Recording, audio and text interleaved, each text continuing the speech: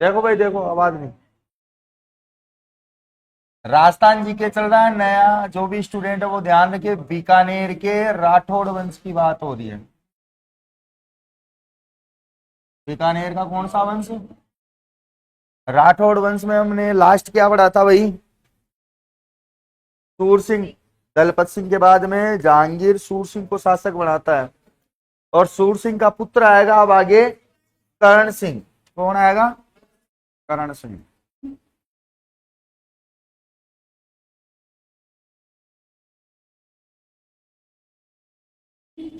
शासनकाल, कब मृत्यु हुई थी उसकी? कब से कब तक रहा था? 31 तक। तो 1631 में ये शासक बनेगा, और 1631 से लेकर 1669 ईस्वी तक शासन किया। इसके शासन की सबसे बड़ी घटना मैंने आपको बताई थी, मतीरे की लड़ाई। क्या था? मतीरे की लड़ाई। इसके अलावा दो मुगल शासकों के समकालीन था ये।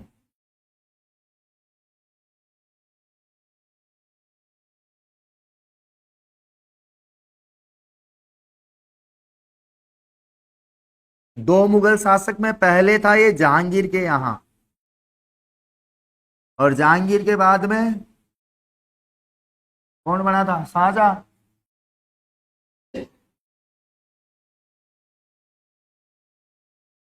इन दोनों के दरबार में मौजूद रहा था।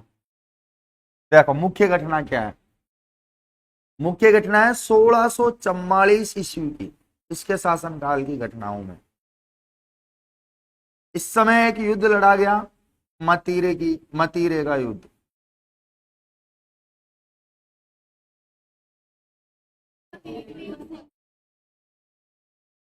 या इसी को बोलते हैं मतीरे की राड। देखो,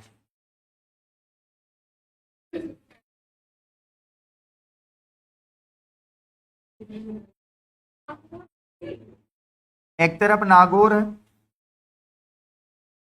और एक तरफ बीकानेर। बीकानेर का शासक करण सिंह, जबकि नागौर का शासक अमर सिंह राठौड़। यहां बीच में एक गांव पड़ता है, जिस गांव का नाम है जाखड़िया गांव। कौन सा गांव है? जो इन दोनों क्षेत्रों के सीमा का विवाद था। क्या था? सीमा का विवाद। हुआ यूं कि भाई, बीकानेर के किसान ने कोई मतीरे की फसल लगाई थी। क्या लगाई थी? मतीरे की फसल लगाई थी। अब मतीरे की फसल लगाई लगी तो बीकानेर में, लेकिन उस मतीरे के फल जो लगा, वो फल आकर लगा यहां पे, नागौर में आ गया। अब पहले से इनके विवाद चल रहा था सीमा को लेकर, तो पहले से छोटे मोटे आए दिन झगड़े होते थे जानवरों को लेकर, उनको लेकर। तो पहले बात कि भाई मतीरे की फसल तो कहाँ है? बीकानेर में। फल कहाँ लगा रहा है वो? नागौर में। पहले से विवाद चलते आ रहे थे, तो ठन गई दोनों के। ठन क्या गई कि भैया पौधा मेरा है तो फल भी मेरा है। अब नागौर वाला कहे कि भाई फसल तेरी है, लेकिन फल हमारी भूमि में लगा है, हमारे गांव में लगा, तो फल हमारा है। अब दोनों तरफ से लड़ाई स्टार्ट। अब दोनों तरफ से लड़ाई स्टार्ट। तो यहां से अमर सिंह के सेनापति और इधर से करण सिंह के, दोनों आमने सामने हो गए, और हजारों की संख्या में लोग मर रहे हैं। हजारों की संख्या में लोग मर रहे हैं। लेकिन इस बात की खबर ना तो अमर सिंह को है और ना ही करण सिंह को है, क्योंकि ये अपने अभियानों में लगे हुए हैं मुगल दरबारों के यहाँ। अब बाद में जब यहाँ पे झगड़ा होता, भयंकर हजारों सैनिक मर जाते हैं, तब बाद में अमर सिंह और करण सिंह तक ये बात पहुंचती है, और ये दोनों के दोनों पहुंच जाते हैं शाहजहां के दरबार में। इसके दरबार में पहुंच गए, शाहजहां के दरबार में, कि शाहजहां करो कुछ इलाज, नहीं तो ऐसे लड़ लड़ के मरेंगे। तो उसी समय इसका कोई दरबारी था, मीर बख्शी। कौन था शाहजहां का दरबारी? मीर बख्शी। इसने अमर सिंह को गंवार कहा। क्या कहा? गंवार कहा कि तुम गंवार है क्या, एक मतीरे के लिए लड़ रहे हो तुम? ये 10 रुपए पकड़ मेरे से और बाजार से ले आना चांदपोल से। लेकिन बात यहां मतीरे की नहीं थी, बात यहां वर्चस्व की थी कि हमारे क्षेत्र में अगर कोई चीज लगी है तो वो हमारी है, तुम कैसे ले जाओगे? तो इसी बात पे इसको अमर सिंह को जैसे गंवार कहता है तो ये मीर बख्शी की हत्या कर देता है। क्या कर देता है? हत्या। और उसके कहने के बाद में कहता है कि कोई और व्यक्ति था, वो अमर सिंह की हत्या कर देता है। अब यहां से बात आती कि ये जो युद्ध हुआ इसमें विजय कौन हुआ? तो इसमें विजय, पहले विजय तो करण सिंह की, बाद में और भी कहीं झगड़े हुए इस मतीरे को लेकर, तो उसमें अमर सिंह राठौड़ भी कई बार विजय रहा, क्योंकि एक दिन युद्ध नहीं हुआ। पहले ये हार गए कि तुमने हमें हरा दी, हम आ रहे हैं सेना लेके, तो मतलब बार बार इसके लिए क्या चल रहा था? युद्ध चल रहा था। और यही युद्ध क्या कहलाता है? मतीरे का युद्ध। कब लड़ा गया? 1644 में। तो एक तरफ कौन था? अमर सिंह, और एक तरफ बीकानेर का शासक करण सिंह। रहेगी बात याद।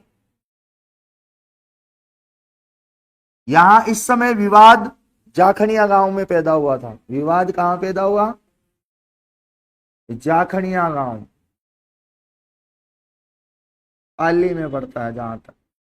हाँ, पाली में नहीं आएगा। जाखनिया गांव बीकानेर और नागौर की बॉर्डर पे ही है। नागौर और बीकानेर की सीमा पर कहां पड़ता है? नागौर और बीकानेर की सीमा पर। इसके बाद में आगे बढ़ते हैं। मेन युद्ध तो यही था, जैसे मैंने अमर सिंह राठौड़ में एक ही चीज बताई, 1644 में मतीरे का युद्ध लड़ा गया था। इसके बाद में हम लेते हैं 1658 और 59 में। इस समय ही क्यों लिया मैंने, इससे पहले क्यों नहीं लिया? तो भाई इससे पहले की कोई इतनी बड़ी कोई घटना नहीं है, क्योंकि इतिहास घटनाओं पे चलता है, तारीखों पे नहीं चलता कि कौन सी तारीख पे कौन सी घटना हुई। मेन चीज वो है। तो देखो 1658 और 59 में क्या होता है? मुगल दरबार है, और मुगल दरबार में बादशाह है शाहजहां। कौन है? अब शाहजहां तो चाहता है कि मेरा बड़ा पुत्र दारा शिकोह शासक बने। कौन बने? लेकिन इसी का सबसे छोटा बेटा था औरंगजेब। औरंगजेब चाहता है कि नहीं, मैं शासक बनूं। शाहजहां तो क्या चाहता था कि भाई मेरा बड़ा पुत्र जो है दारा शिकोह, वो क्या बने? शासक बने। लेकिन औरंगजेब ये चाहता था कि दारा शिकोह नहीं, मैं बनूं। हालांकि शाहजहां ने बनाया इसी को, लेकिन इनके बीच में उत्तराधिकारी विवाद शुरू हो गया। क्या शुरू हो गया? उत्तराधिकारी विवाद। और उत्तराधिकारी विवाद को लेकर धर्मत का युद्ध लड़ा गया, दोराई का युद्ध लड़ा गया, और सामूगढ़ का युद्ध लड़ा गया। और कहते हैं कि सामूगढ़ के युद्ध के बाद तो शाहजहां को बंदी बनाकर औरंगजेब ने जेल में डाल दिया था, अपने ही पिता को। तो सत्ता प्राप्ति के लिए पहले भी लोग मारे जाते थे, रिश्ते मारे जाते थे, और आज भी मारे जा रहे हैं। आज राजनीतिक रूप से है, तो पहले तलवार के दम पे होता था। तो इस युद्ध में ध्यान रखना, करण सिंह ने मुगलों के उत्तराधिकारी युद्ध में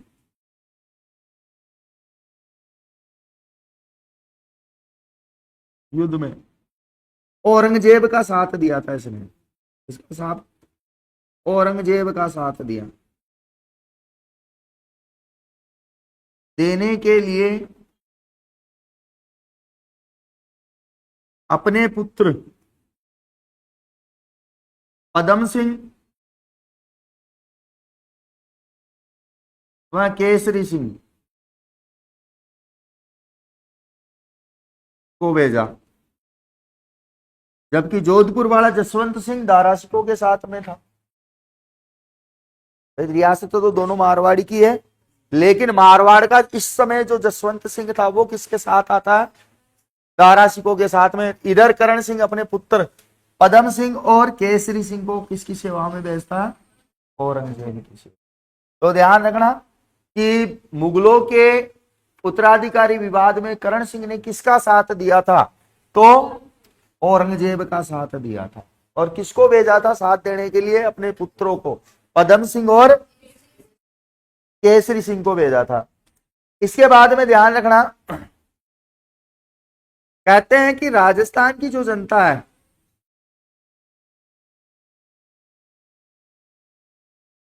इस जनता को करण सिंह ने उज्बेकों से बताया था। इससे बताया? करण सिंह ने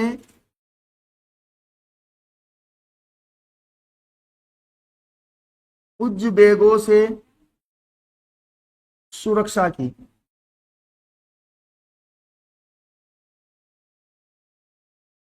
और इसी बात से खुश होकर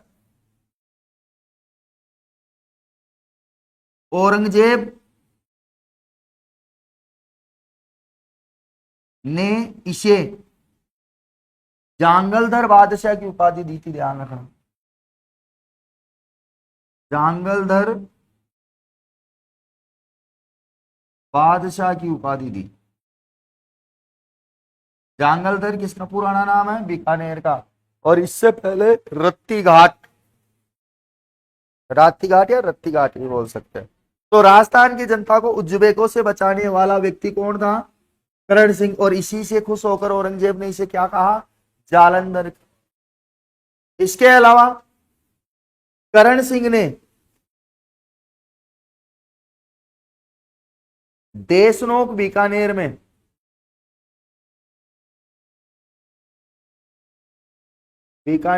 करणी माता का मंदिर बनवाया था। इसका करणी माता का मंदिर बनवाया।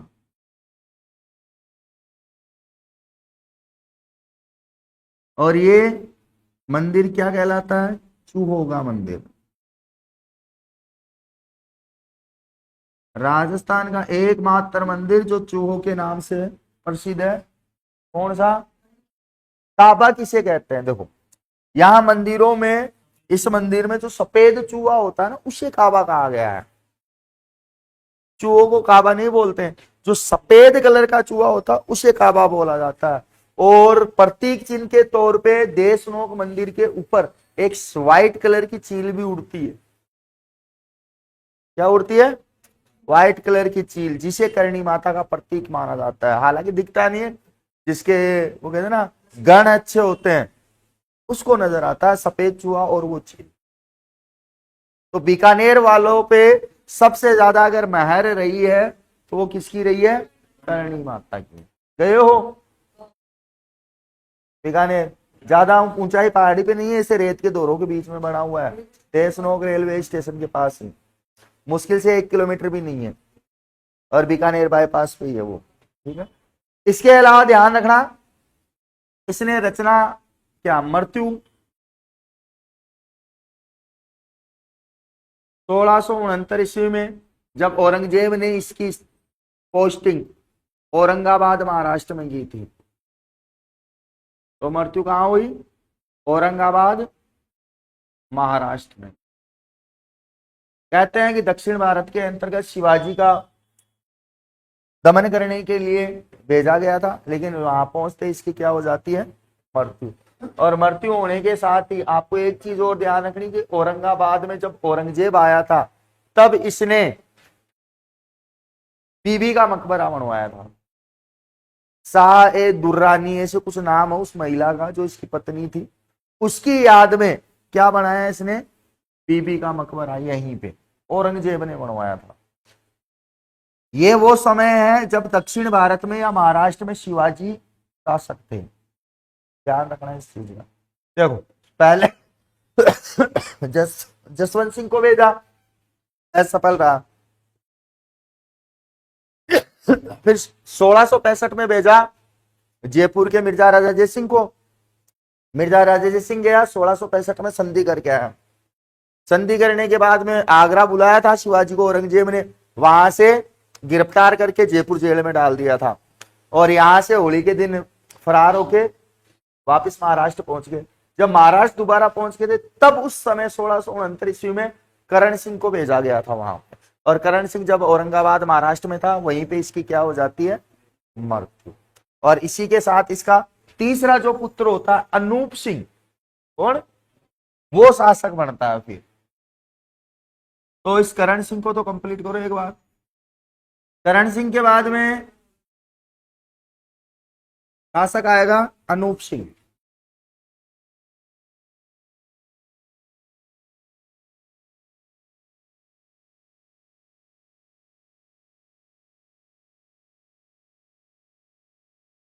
इसका शासक काल 1669 में ईस्वी से 1698 ईस्वी तक। कब से कब तक बताया गया है, 1669 से लेकर 1600। और ये करण सिंह का उत्तराधिकारी था, करण सिंह का उत्तराधिकारी। भाई जब औरंगाबाद में मृत्यु हो जाती है तो उस समय बीकानेर में था, तो बीकानेर में 1670 के अंतर्गत इसे औरंगाबाद भेजता है शिवाजी का दमन करने के लिए औरंगजेब। और जब इसे भेजता है तो इसे खुश करने के लिए एक उपाधि देता है कि अब से तुम महाराजा हो। कि भाई शिवाजी का दमन करने के लिए जब औरंगजेब अनूप सिंह को भेजता है 1670 में, तो इसको एक उपाधि देता है जिसका नाम था महाराजा। तो 1670 ईस्वी में इसका राज्याभिषेक होता है बीकानेर में, और इसी समय इसको क्या उपाधि दी जाती है, महाराजा की। तो औरंगजेब ने 1600 औरंगजेब ने शिवाजी का दमन करने के लिए भेजा इसको।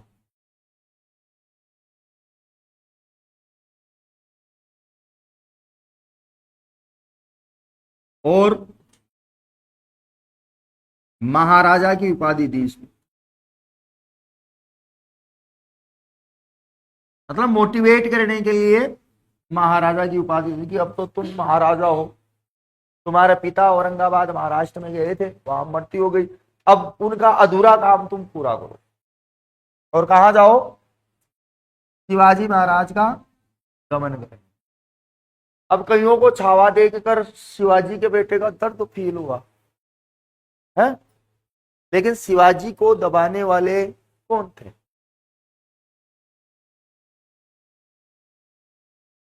देखो आगे। अब इसके बाद में 1670 के आसपास ये औरंगाबाद पहुंचता है, और यहीं पे 1677-78 में, कब, 1677 और 78 के मध्य औरंगजेब इसको औरंगाबाद का शासक बना देता। क्या कर देता, बीकानेर का तो शासक था ही, ले तेरे को औरंगाबाद महाराष्ट्र भी दे दिया, मजे करो। तो औरंगजेब ने, अब देखो क्या घटना घटित होती है आगे।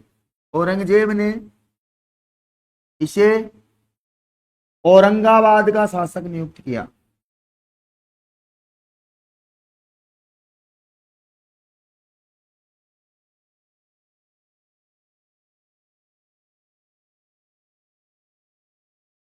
अब औरंगाबाद का शासक नियुक्त कर दिया, सेना यहां पे है इसके पास।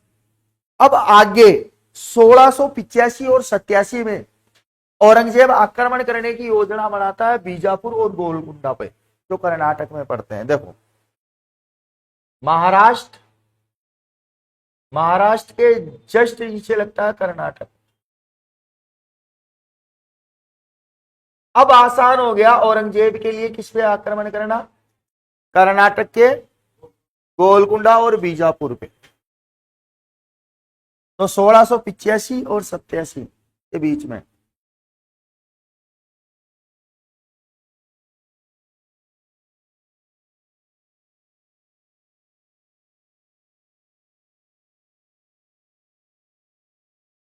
औरंगजेब की सहायता की थी बीजापुर और गोलकुंडा को जीतने के लिए। बीजापुर और गोलकुंडा को जीतने के लिए।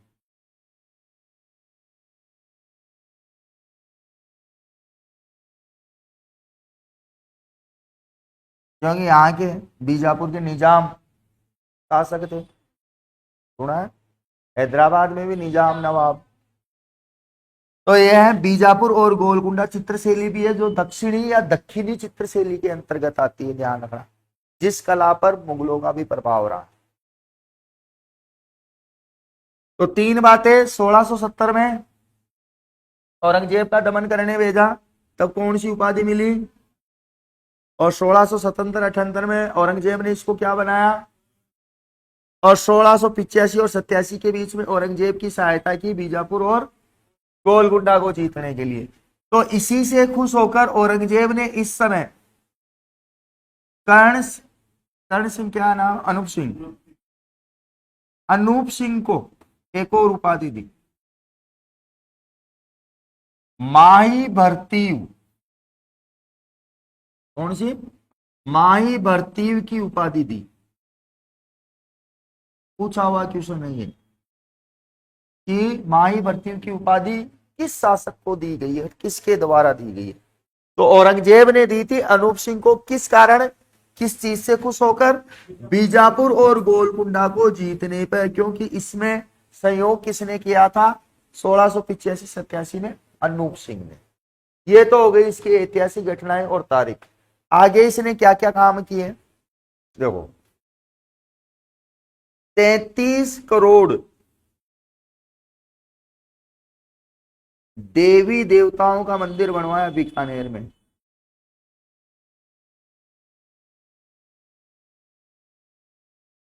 मंदिर बीकानेर में बनवाया।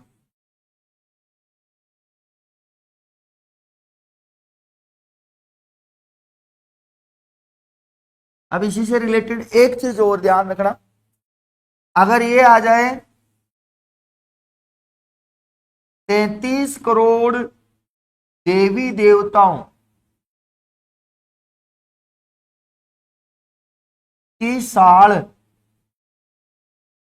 कहां पे है, जोधपुर में है,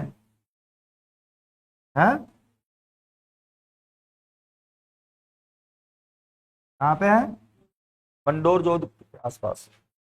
इसके अलावा हेरम्ब हेरम्ब गणपति, बता रहा हूं, हेरम्ब गणपति मंदिर का निर्माण करवाया।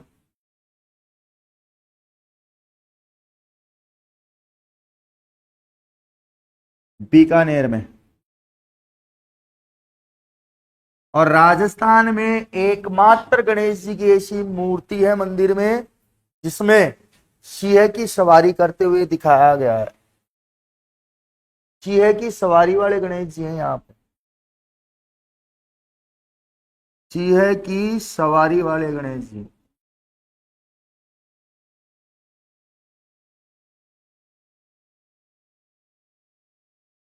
सिंह का मतलब शेर, और साड़ का मतलब कमरा।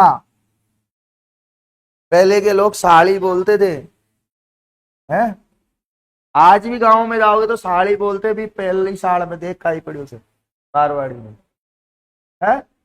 इसके अलावा देखो, पिता कर्ण सिंह, कौन, कर्ण सिंह की याद में जूनागढ़ में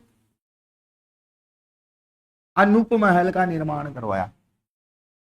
कौन सा, अनूप महल का निर्माण करवाया। अब मेरा क्वेश्चन सुन लेना, मेरा क्वेश्चन ये है कि बीकानेर चित्रशैली किस शासक के समय शुरू हुई, कल ही पढ़ा है, राय सिंह के समय। अब इस बीकानेर चित्रशैली का स्वर्ण काल किसका शासन काल है, तो वो अनूप सिंह का है। तो अनूप सिंह का शासन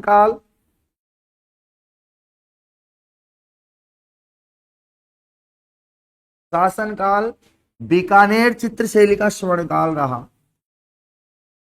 बीकानेर चित्रकला का स्वर्ण काल रहा।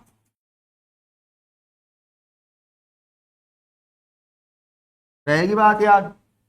अन्य कामों में। उतारो।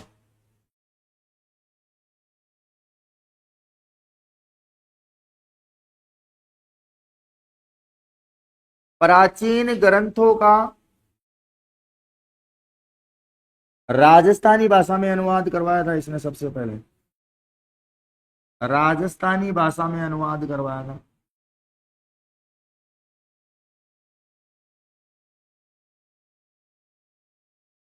और इसके अंतर्गत पहला प्राचीन ग्रंथ, प्रथम ग्रंथ जो राजस्थानी भाषा में लिखा गया, प्रथम ग्रंथ था भागवत गीता, जो राजस्थानी भाषा में ट्रांसलेट की गई थी। और इसको करवाया था आनंद राम का कोई व्यक्ति था। अनुवादक कौन था? आनंद राम। इसके द्वारा इसको कन्वर्ट किया गया कौन सी लैंग्वेज में? राजस्थानी भाषा में। जैसे एक क्वेश्चन ये पूछा जाता है, मुगल में आता है कि भाई भारत के प्राचीन ग्रंथों का फारसी भाषा में अनुवाद करवाने का कार्य किसने शुरू करवाया? तो वो करवाया था अकबर ने। किसने करवाया था? अकबर ने, जिसके अंतर्गत महाभारत का उसने फारसी भाषा में अनुवाद करवाया था रज्जबनामा के नाम से। ठीक उसी प्रकार से पूछ ले क्वेश्चन कि राजस्थान का वह कौन सा शासक जिसने प्राचीन ग्रंथों का राजस्थानी भाषा या मारवाड़ी भाषा में अनुवाद करवाया, तो उसमें नाम आएगा अनूप सिंह। इंडिया लेवल पे नाम आएगा अकबर का, जो फारसी भाषा में लिखवाए थे। और किससे लिखवाया इसने? सबसे पहले क्या करवाया अनुवाद? भागवत गीता का। ठीक बात याद तो उतार लो। फिर एक और देख लेते हैं, ज्यादा है, छोटा सा है।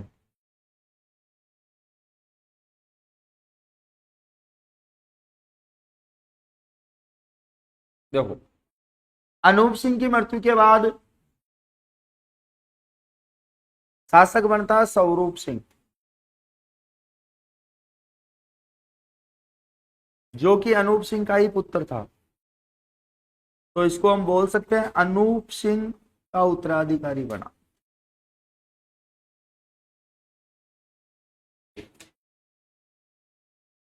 जो ज्यादा समय तक जीवित नहीं रहा। इसका शासनकाल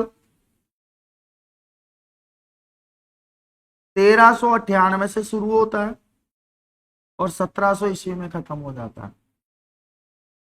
कितने वर्ष रहा? 1600 है ना।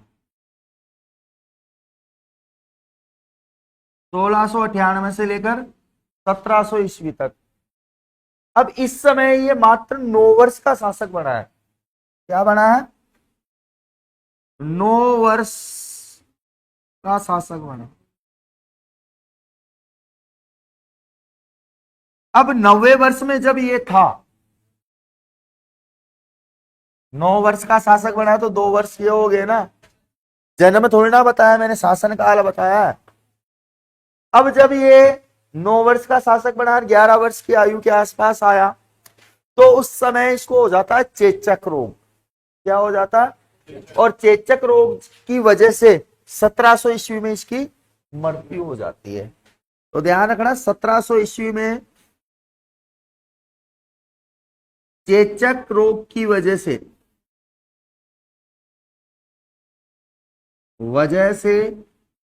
मृत्यु हो गई इसकी। और इसकी मृत्यु होने के बाद में इसी का भाई सुजान सिंह क्या बनता है? शासक बनता है, जो हुरडा सम्मेलन में शामिल था 1734 में। तो बीकानेर से हुरडा सम्मेलन में कौन गया? और मारवाड़ जोधपुर से कौन गया? अभय सिंह 1734 1730 खेजड़ली कांड। और मेवाड़ से कौन गया था? पहले संग्राम सिंह अध्यक्ष बनता, लेकिन फिर उसके बाद उसका पुत्र जगत सिंह कौन गया था? और जयपुर से कौन था? मिर्जा राजा जय सिंह 1634 में। तो ये क्रम ध्यान रखना कि हुरडा सम्मेलन में कौन कहां से कहां गया था। आई बात समझ में? नहीं भूल जाओगे ना। जैसे खानवा के बारे में पूछता है कि खानवा के युद्ध में सागा के साथ कौन कौन था निम्न में से, वैसे इनको भी लेके पूछ सकता है। अब जैसे क्वेश्चन एक और बन गया कि शिवाजी का दमन करने के लिए औरंगजेब ने किन किन को भेजा, ऐसे अपने को पूछता है कि अकबर के द्वारा महाराणा प्रताप को अधीनता स्वीकार करने के लिए किस किस को भेजा। पढ़ते हैं ना क्वेश्चन। ऐसे ही क्वेश्चन आपके थोड़े से लॉजिकल होते हैं जिनमें बच्चा मात खा जाता है। ध्यान रखना इन चीजों का। ठीक है, उतार लो, आज के लिए काफी है।